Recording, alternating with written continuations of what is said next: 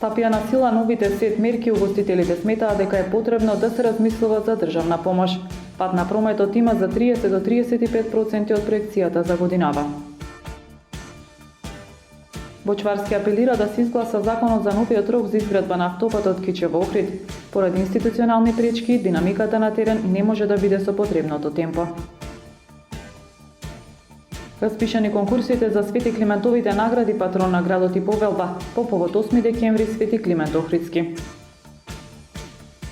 Имаме потенцијал уште да напредуваме, фудбалерите располагаат со квалитети за поголеми успеси, рече Милевски. Репрезентацијата за прв пат во својата историја ќе игра во баража за светско првенство 2022. Времето утре умерено облачно со температура во интервал од 5 до 11 степени.